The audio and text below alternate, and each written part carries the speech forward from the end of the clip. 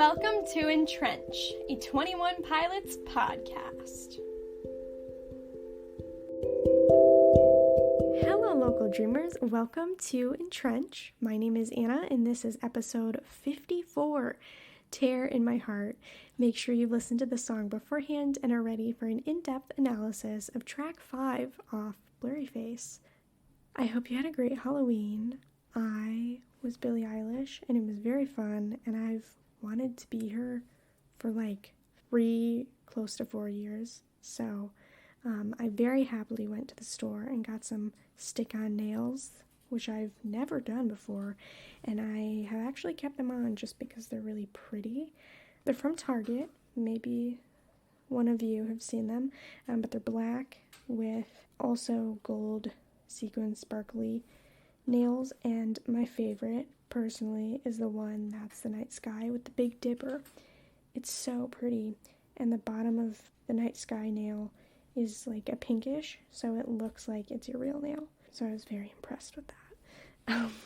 It was very much like sensory overload to get used to the nails, especially because I never keep my nails long, just in general. I like them as short as possible. So yeah, but I mysteriously lost one of my ring fingernails the same morning, and I have no idea where it went, unless Nugget, ate it or something. I feel like I'm just gonna randomly find it someday.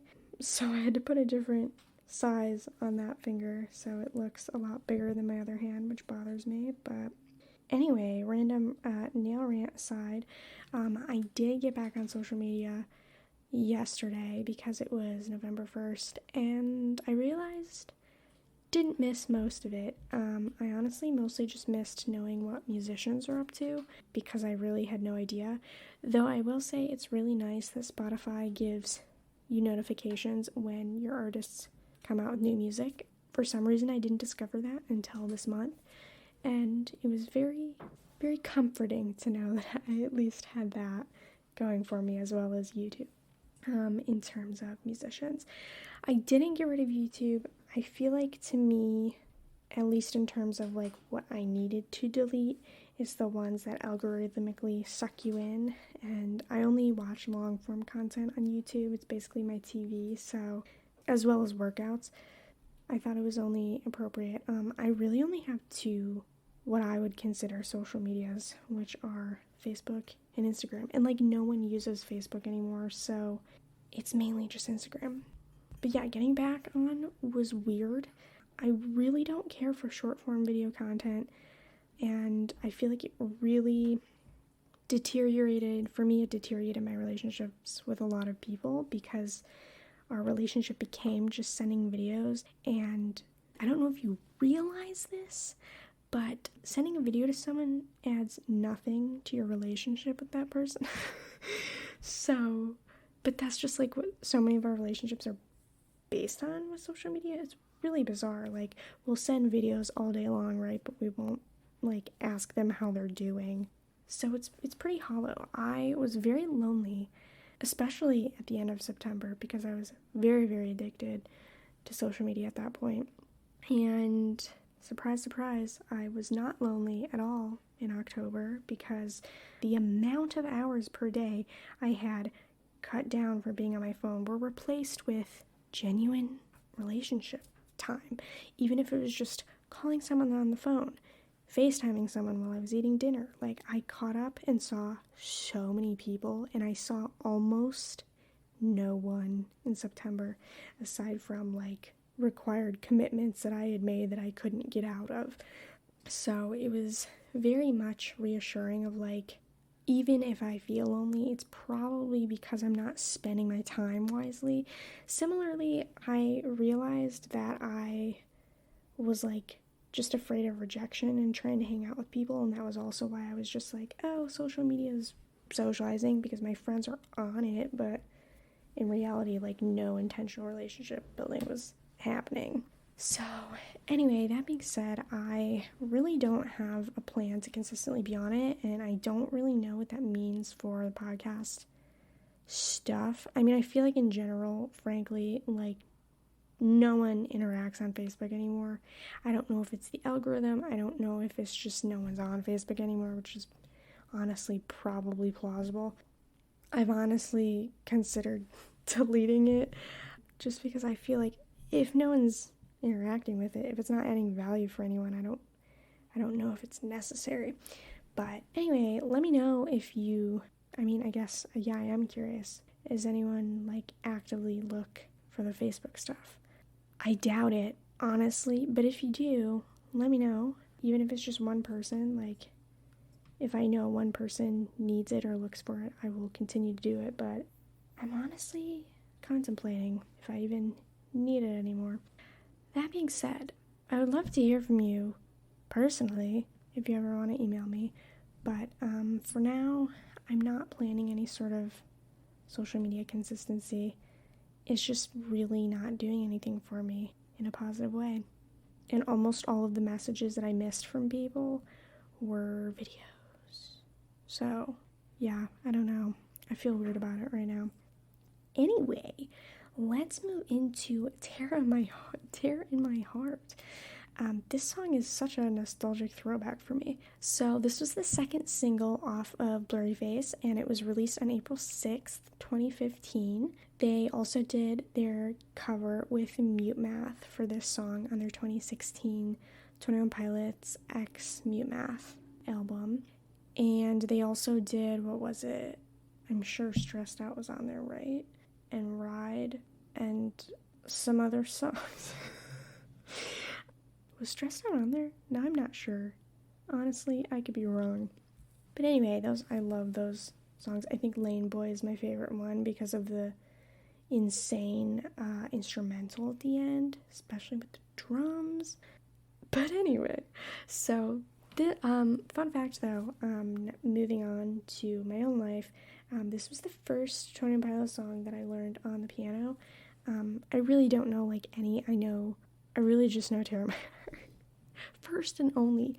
But I know the little riff in Truce, which is not even the full song, and I remember I watched this entire medley and I started learning it, and I totally have forgotten it by now, but I don't even remember what it started with, but I had started learning the song that it started with, and I'm pretty sure it was on Regional at Best. You know what? Honestly, I save everything. I think I know exactly where it is and I can find it, because I'm actually super curious. Unless, who knows? Maybe the video got deleted. It was so old. Ooh, it's still on here. Whoa, can you hear that through my headphone? That's so loud. It was implicit demand for proof. You might have heard that as well through my headphones. But yeah, that was the first song, and I think I learned at least part of that one, but couldn't possibly do it anymore. Yeah, that medley was put together 7 years ago. That's wild. It's also a very pretty piano. And I totally exited out of it before I told you guys what it was called, because maybe you want to know. So if you want to learn Tony and Pilot's medley with a very pretty piano demonstration, it's called The Evolution of Tony and Pilots, a piano medley. And the person has the logos drawn on their hands. Highly recommend, even if just for viewing. Yeah, I also feel like there was a stint for a while in 2015 at least where I was basically listening to Heavy Dirty Soul, Tear in My Heart, and Stressed Out like over and over before I like fully committed to the band. It was mainly like those three songs, I think, but especially Heavy Dirty Soul and Tear in My Heart. I don't know what it was. I just feel like Tear in My Heart was one of my first interactions with other people about Tony and Pilots, so I was a very avid fan of it at the time, just because it was like, I got to connect with people over this band I only just found, but I feel so cool for knowing. I remember when I did my camp volunteering for a month, I remember asking people like, do you know Tony and Pilots? And I felt so cool that I knew this band, just purely based on their sound, because I'd grown up so vanilla, and I was like, this band is edgy. Yeah, so that's the type of stuff that this song reminds me of, me pretending to be edgy. Moving into the song analysis, right? I always feel like it's a very abrupt transition, but don't really know how else to transition. So The intro, I'm probably going to slaughter their pronunciation, but he says Annyeong haseyo, or supposedly, at least according to Genius Lyrics. And also according to Genius Lyrics, this is Korean for either hello or how are you. But someone also commented that there's a similar Japanese saying, and the Japanese saying translates to I will not let you go. And I really like that one, especially because I think that really matches with the song and really the spiritual, what's it called? Not allegory, but, this situational song like maps onto our relationship with God, for sure. That's why I love songs, right? And so I think it sets the song up well for this tone of holding on to something because it's life-giving and because it's good. And yeah, so it continues on from that with the drums and the piano, and this is very classic Tony and Pilots. I feel like it's a very classic instrumentation that is very raw. Like when I think of rawness, I think of just the piano and the drums while they were singing their Adequate the Pen live session. And so those two instruments specifically, with no other accompaniment, very much represent vulnerability to me. Maybe not intentionally, of course, on their end, but I really like that they chose to go that route, at least in the beginning of the song, setting up everything for this very vulnerable moment, really. So verse 1 says, sometimes you gotta bleed to know that you're alive and have a soul, but it takes someone to come around to show you how. Clearly with the bleeding, we see that there are extreme emotions happening.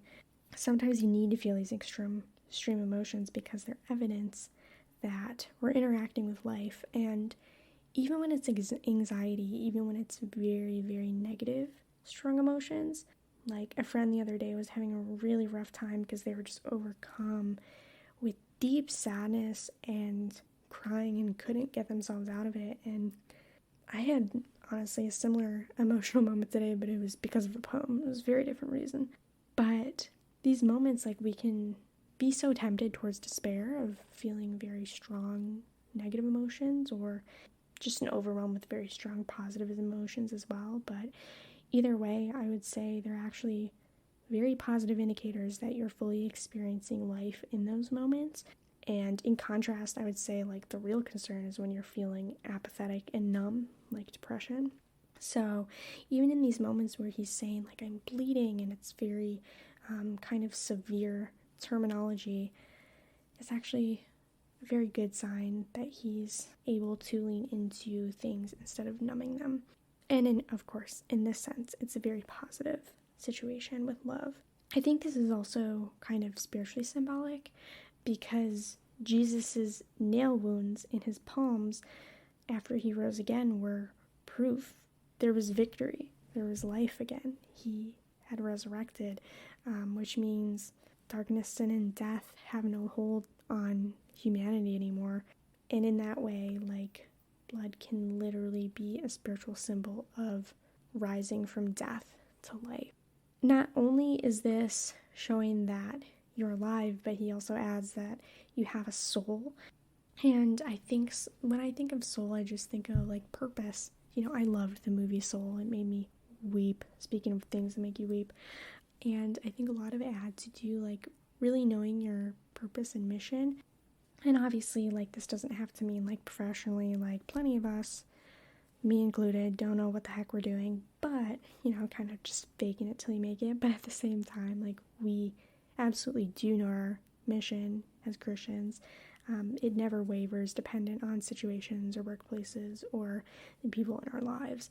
And because of that, I think in this space where he's feeling love and this very deep, complex, many-layered emotion that's making him feel so many things, it's also an emulation of God. For God so loved the world with this soul, with this purpose, that he sent his one and only Son so that he would die on the cross, rise again, and we would not have to be separated for all of eternity if we choose to place our trust in him.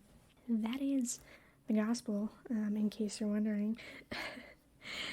But yes, love ultimately in every context is emulation of God, and so really, even when it comes to love songs, like there's no way of getting around that it's actually emulating Christ. That's just, it's inextricable. You can't have love without it emulating Christ in some way. Even if you're not a Christian, it will always emulate because God is true love. You know, I'm the way, the truth, and the life. He's everything. You know what I'm saying? Back to, we're still on verse 1. You thought this was going to be like 5 minutes. You thought wrong. It's still not going to be very long. And then similarly, it takes someone to come around to show you how. And I think a lot of times, especially with vulnerability and rawness and things that we can view as scary, it really helps to have an example through someone else of someone who has a lot of emotional bravery. People always say I'm really good at being vulnerable, but I mean, make no mistake, there are definitely pros and cons. There's been times in my life where I was way too vulnerable with too many people, and that was a problem. So just being vulnerable is not always the healthiest thing, make no mistake. But at the same time, like, yes, it is very important to be vulnerable. That's how we really bond in our relationships the most, I think, because it's going deeper than just the how are you or what are you doing today, but getting down to like, what's your story? What are your hurts? What is the lens that you're coming into your daily life with and your relationships with, and why? And of course, all of those emotions are going to be explored if and when you're in a romantic relationship, because in order to figure out if you want to marry someone and spend your life with them, you have to dig into like, who are they? What makes them the way that they are? What are their habits? And does their lifestyle match up with mine? Are they on the same mission as me, speaking of soul? And if they never changed, like, would I be okay with that? Would we still be able to have a good partnership working towards the same values together? All of those kinds of things. And it's especially helpful when you can meet someone who helps you feel safe and helps you feel more courageous to express things that are hard. Also, in like exemplifying a safety net of, I won't judge you no matter what you're going to tell me, even if it's something embarrassing to you or shame-filled for you. Like, I'm going to show up and I'm going to help you through what you're going through, and even encourage you back to truth if you're sitting in lies right now, and certainly not going to make fun of you. And I think those are all very needed, necessary qualities in a partner if you are to do life together and really sharpen one another towards Christ, pointing them back. And on the flip side, it can also take someone to come around to show you how to be alive and what that means. And I know there's been plenty of seasons and years of my life where I took everything too seriously, and it was always so eye-opening when like a friend or anyone would come around who was a lot more lighthearted and just wasn't afraid to laugh at things, to mess up. It really encouraged me, like, okay, it's okay not to be perfect. You know, I've struggled with perfectionism most of my life, probably also because of anxiety, and certainly because of black and white thinking that I've worked a lot to amend, to get more comfortable in the gray. But yeah, it's always nice to have people come around to have a very different perspective than you, and who also can literally show you that being alive doesn't just look one way, but it can look so many different ways, and it's okay to like try different things, explore different ways of how you want to live your life, especially if you grew up in a family one particular way. Like, it's okay to start trying new things and seeing if you want to, quote unquote, be alive in a different manner, and maybe go about priorities or just go about housekeeping a different way, you know, whatever it might be. And so in that way, it's inspiring really to just invite anyone and everyone into your life to learn from all the different ways that they're alive, and, you know, just kind of sew the little pieces that you like from other people's lives together to continue to create your own vision of what being alive looks like for you. It's a lifelong journey, but it's very, very fun and very inspiring. And certainly this inspiration it's not exclusive to a romantic partner by any means as well. And that's the other thing too. Of course, this is mainly a romantic song, but Love comes in so many shapes and sizes, and so many other shapes and sizes that we tend to neglect because we can overvalue love as only romantic, which is not true. So anyway, moving into the chorus, pretty simple.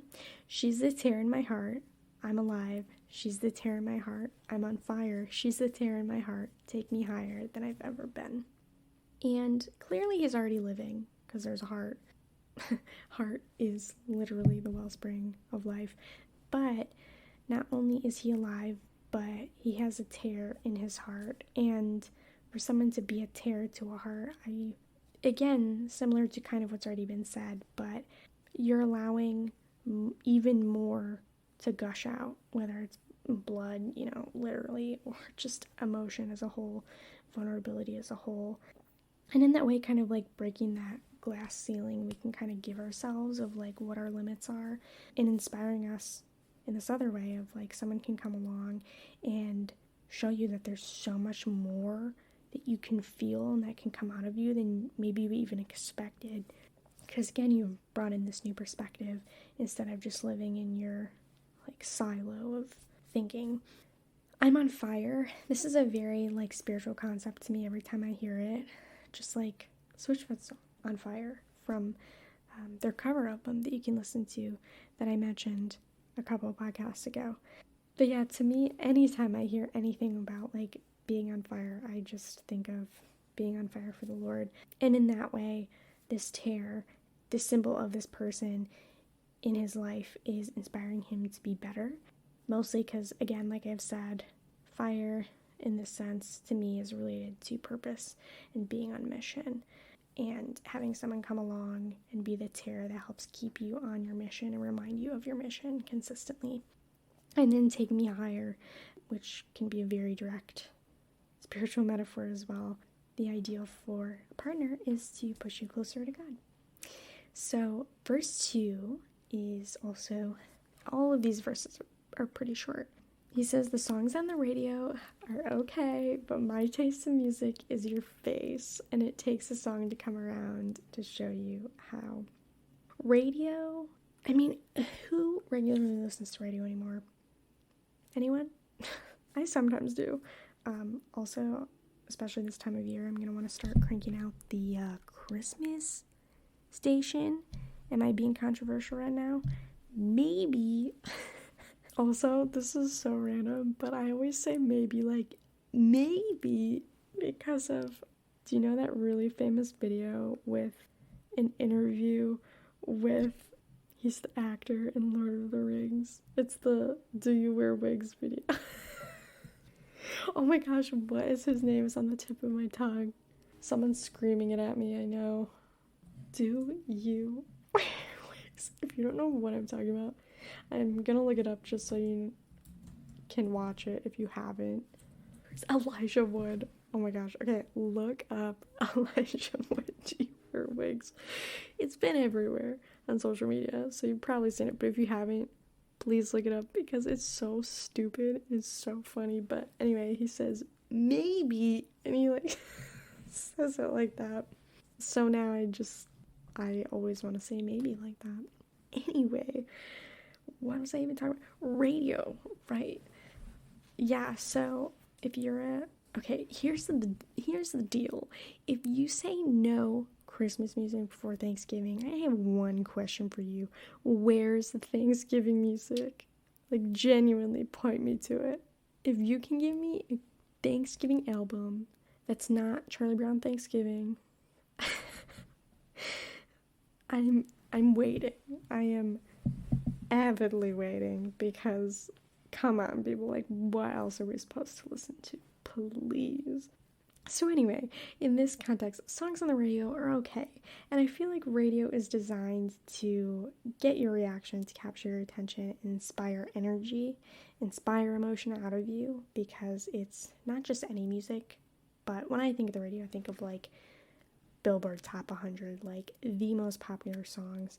Popular songs are just made to, like, get you to dance, get you to move, get you to do something. But in contrast, in this, he's saying this, like, really effective, emotionally and physically inspiring tool is actually not as good as this person's face, and how someone and who they are can become just as, if not more, moving than something that's literally marketed, crafted, and designed to be inspiring.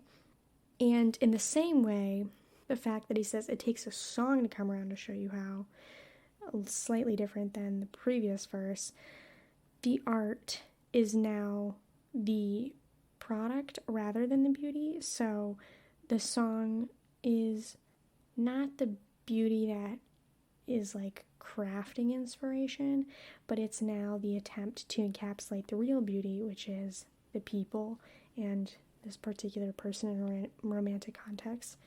And I really like how that's flipped, because normally it's just like art is beautiful, and obviously art is beautiful. It's not to negate that, but when you've experienced such depth of emotion from someone, even art and music can pale in comparison. And it just, again, shows the power of love and the power of emulation of God. Like, we are only feeling a fraction of true love because we're not going to be with true love until eternity. But the fact that even now, this fraction of it that we have, it's so impactful. Like, the sheer amount of impact it has on us physically, emotionally, mentally is insane. Even like endorphins, serotonin, oxytocin, risque there, but I can't even imagine what true love is if we already have all of that and it's already really overwhelming to all of our senses. Crazy concept.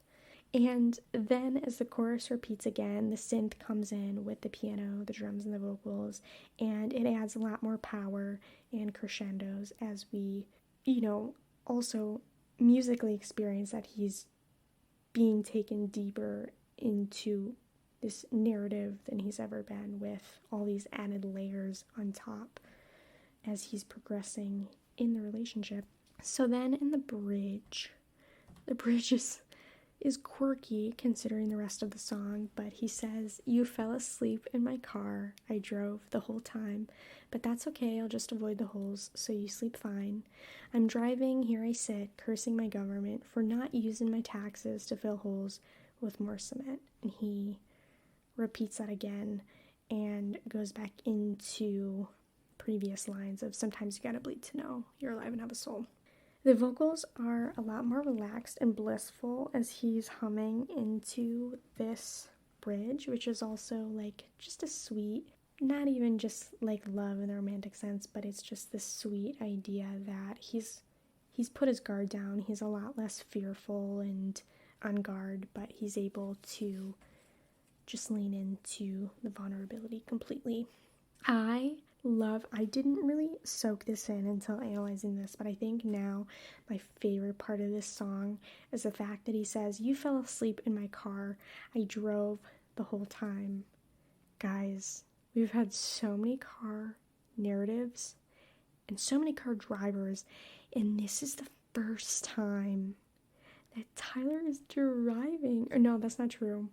He was driving in car radio, but this is the first time he's driving where like he's okay that she fell asleep. He trusts himself in this car, whereas in car radio he did not trust himself and he was struggling with suicidal ideation.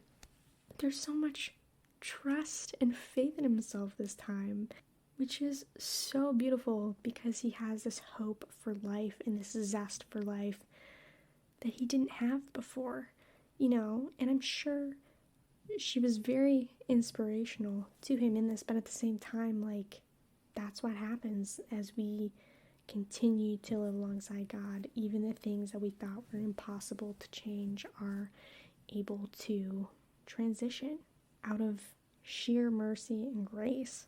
So I just wanted to take a moment because I thought that was an absolutely beautiful image with all the other car and driving images we've heard and seen before.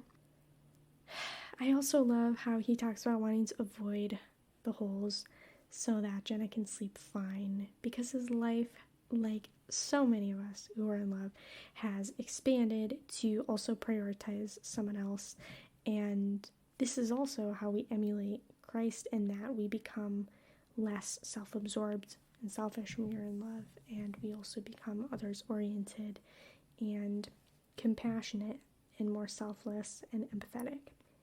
On the other hand, I know some people will use the holes as like a metaphor for mental health, and so similarly, alongside all the other layers of inspiration, there's also an inspiration she's holding here on his mental health.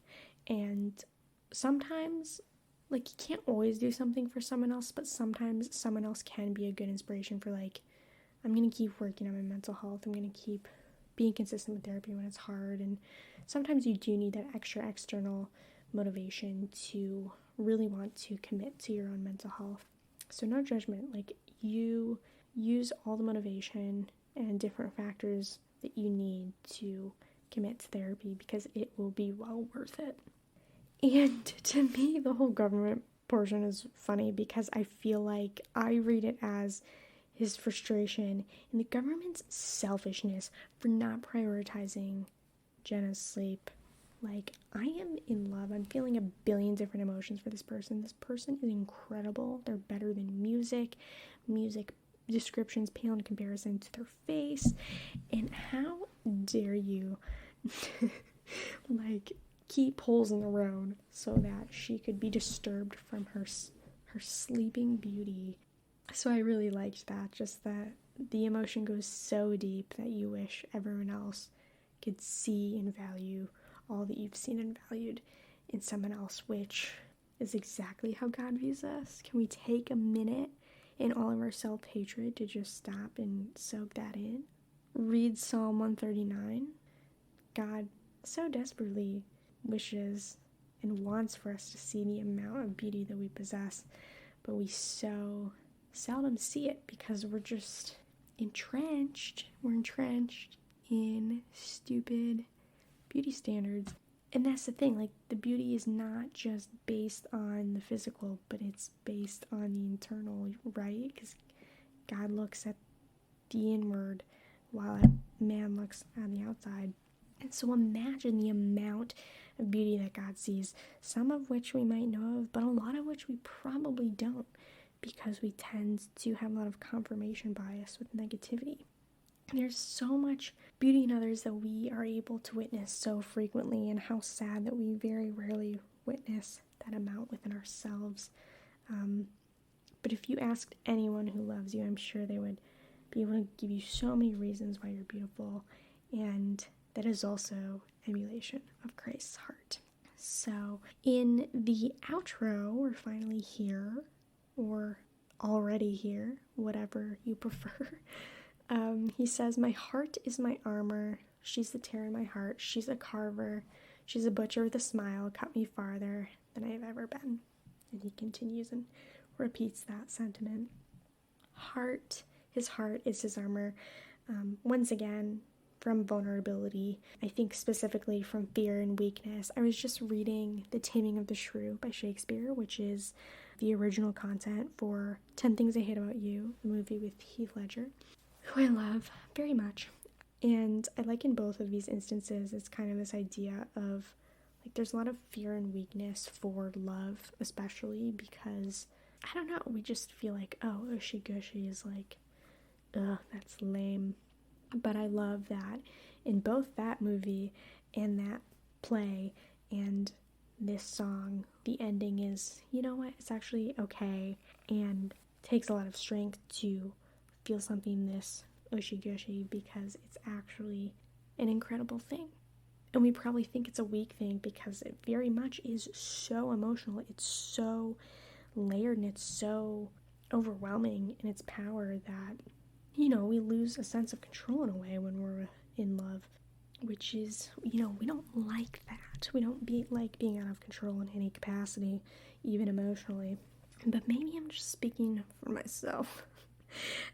He describes her as a carver, which I thought was fun, as it was just Halloween and I was just staring at my pumpkin while I was doing my notes of this.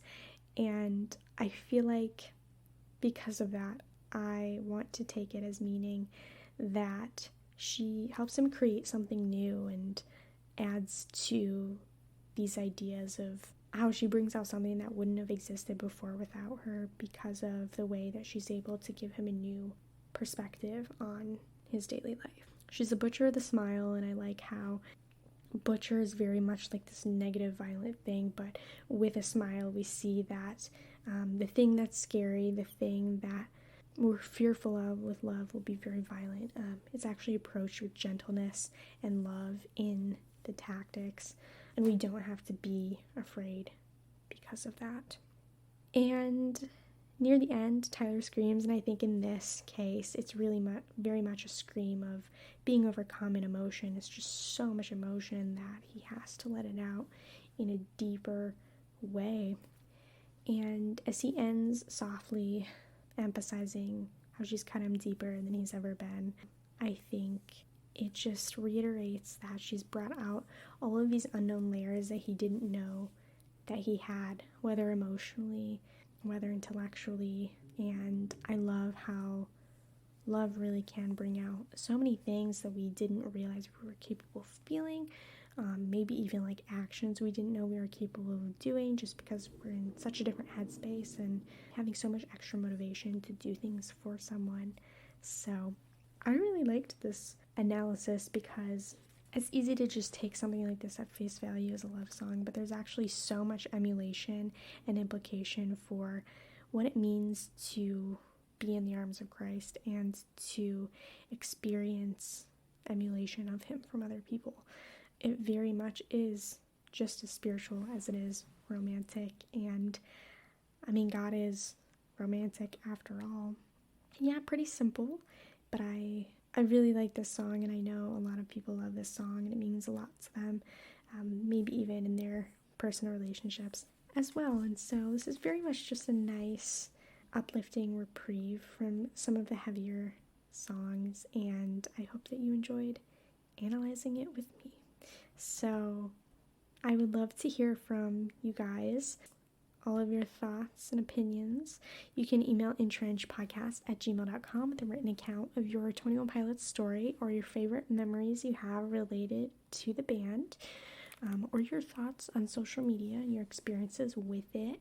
You might have different social media than me, so let me know, like, what's it like being on TikTok? What do you like? What do you hate about it? What's it like being on Be Real? What's it like being on, what's the other Instagram one? The one that's like Twitter. Anyway, feel free to give me your thoughts, because this is impacting most of you, I'm fairly confident. But yes, you can also reach out with an episode request if you want to analyze a song, music video, or an album wrap-up with me. And if you'd like to contribute to the analysis we've already covered, for the time being, we'll see, you can join the podcast Facebook group by searching EnTrench Podcast Group. You can find EnTrench on Podbean, Verbal, Spotify, Apple Music, and Amazon Music as the main channels, but you can also find me pretty much anywhere. On Instagram, you can find me at EnTrench_pod. I look forward to hearing from you, and I'm gonna go sleep. Tune in next time for the Tear in My Heart music video. Thank you so much for listening, friends. Stay alive, and remember, EnTrench, you're not alone.